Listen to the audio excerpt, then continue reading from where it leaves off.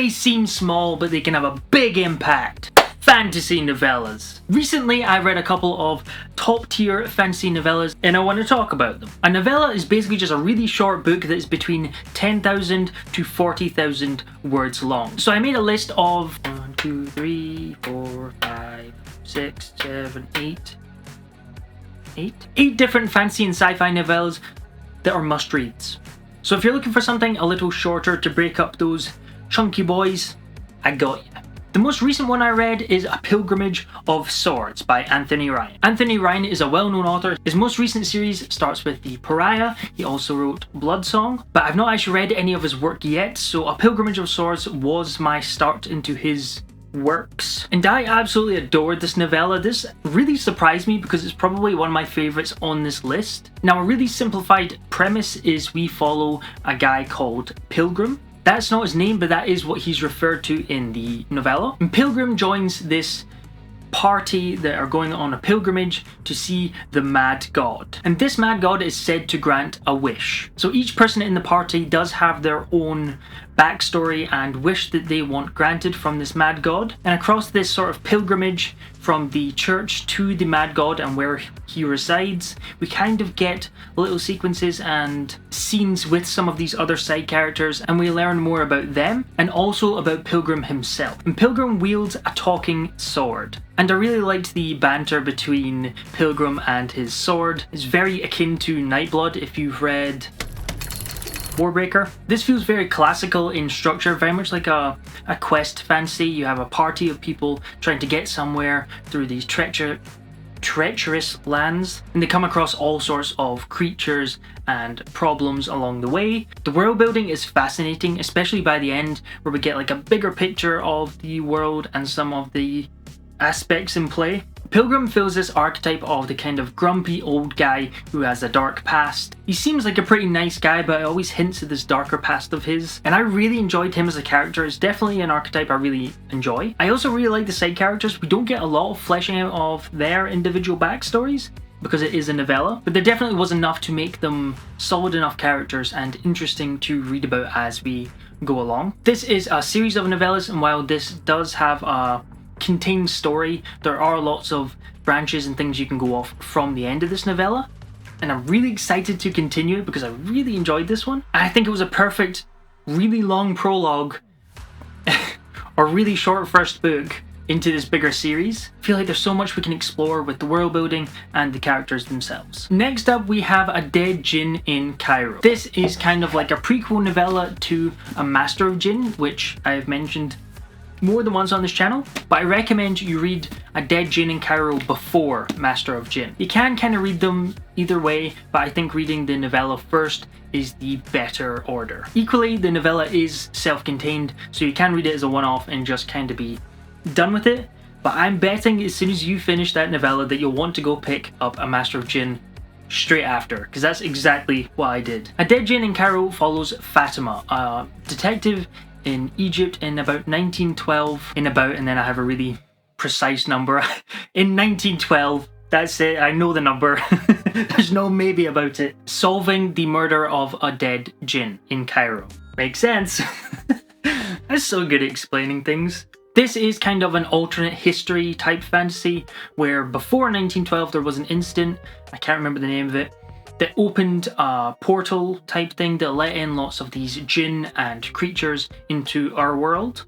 And Fatima is part of the Ministry of Alchemy, Enchantments and Supernatural Entities that kind of is in place to deal with some of these otherworldly issues that they come across because of this, not invasion, but just inclusion of all these new creatures and species.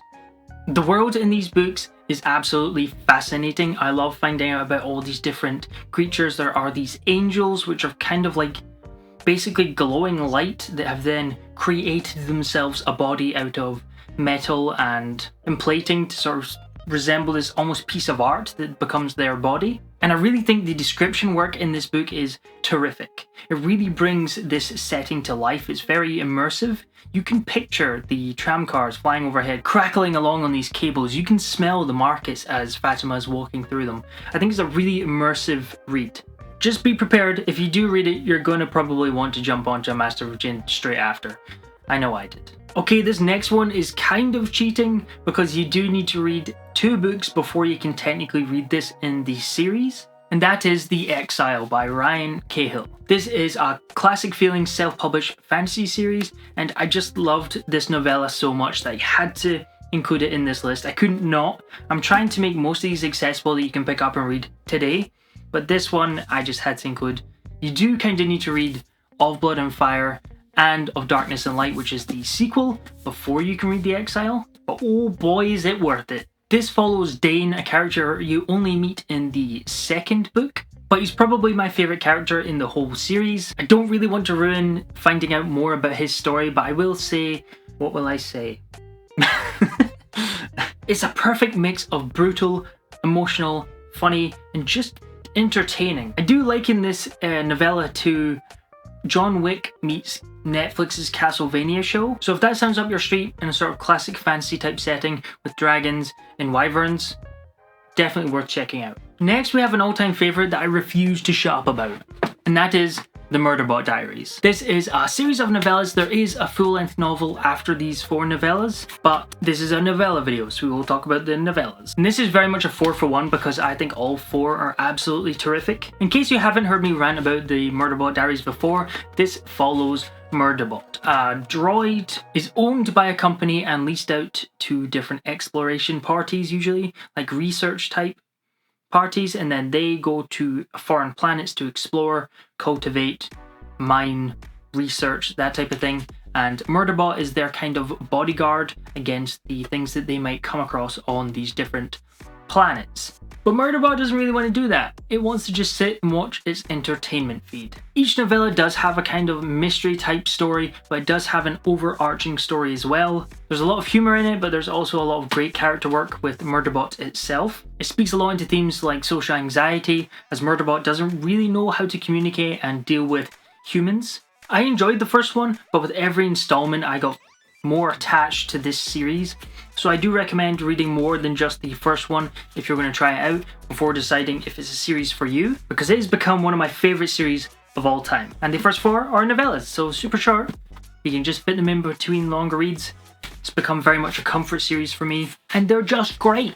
They're just terrific. Next one, and that is A Psalm for the Wild Build. This is a hugely popular book. It is a Hugo Award winner. I think I went into this with too high expectations, but I did really enjoy it, and that's why it's on this list. But I think for most people, they'll probably enjoy it more than me. But this follows Dex. Dex is kind of lost in life and doesn't really know what they want to do. A lot of the other ones so far have been very much adventure type stories, but this is a very theme heavy book to do with finding yourself, finding purpose in life. It hits on a lot of really deep themes, but in this world, robots kind of one day just woke up and gained consciousness and then decided to stand up and go out into the wild to try and find their own way in the world. Humans offer them to stay and become citizens of equal rank, social hierarchy level to humans, but they said no, we want to go out and find our own way in the world. So the robots have been gone for hundreds of years in the wild, and humans have kind of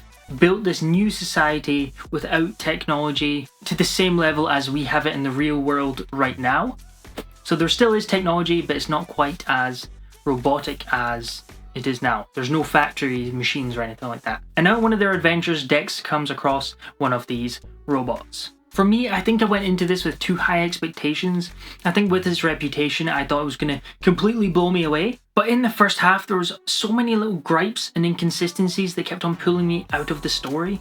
It's just lots of really, really small things that really wouldn't bother me, but just because they were so consistent in the first half, I just kept getting pulled out, and then I was looking for problems because that's all I had in my head. However, once you got into the second half, I enjoyed it a lot more. Once Dex meets the robot and kind of goes on this second half of the adventure, there's a lot more thoughtful conversations between them, and I really do love the world. I would definitely read a full-length novel based in this world where the robots kind of just returned to nature. I thought the ending was really good as well. It is very wholesome, and again, I do like all the themes talked about. So I think most people will love this, and I still really did enjoy it, so it definitely still is a must read. Next up we have I Am AI. Now this is another one that is very theme heavy, which is not normally my cup of tea, but this one works so well. It really blends characterization, plot, and the themes together really well. This follows a girl called AI who is a writer, but because her name is AI, she sets up her writer page as I am AI, but she puts a dot between the A and the I to make it seem like she is an AI rather than a person called AI. And she does all this freelance writing work, and she just pushes herself harder and harder to try and make her way in the world. This has themes of work ethic, what it means to be human, again, our purpose in life, and what's truly important. This one was really emotional. It was something that I didn't think was going to hit me. I thought it was going to be about AI in the creative field, which it does touch upon, but it's more about this character AI and her life and trying to just get by. And it really was a punch to the gut. I don't want to talk too much about the themes because I think different people will go into the story and see different things. But oh boy, if you want an emotional gut punch sci-fi novella, definitely check out I Am AI. It was a 5-star read, one of the best things I've read this year, and it is just super short. You can read it in an afternoon.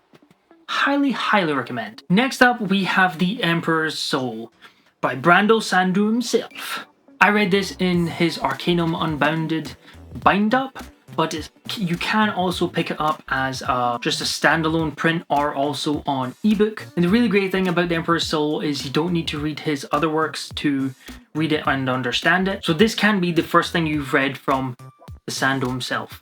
And it's also praised as one of his best work. As Sandu always does, the world building and magic system is so cool. There is this thing called soul stamping. It's kind of like magical programming that these forgers put onto these stamps that can then change the nature of an object. So it can convince a window that it is this beautiful mosaic piece because 10 years ago there was a mosaic artist that stayed in that very room. So there does have to be a level of believability. You can't just program things to do anything or soul stamp them to do anything. And Shai, the main character of this, is asked to soul stamp the Emperor's Soul. This novella has a really interesting structure because it is over about 100 days. Because Shai is given 100 days to finish this stamp, and then on the 100th day she's going to be executed. So there is this kind of impending feeling of wanting to just fly through it because you know with each chapter you're getting closer and closer to Shai's demise. And she even says herself that creating the stamp is pretty much impossible, especially in that time frame. But I love this so much and I'm really excited to see more from this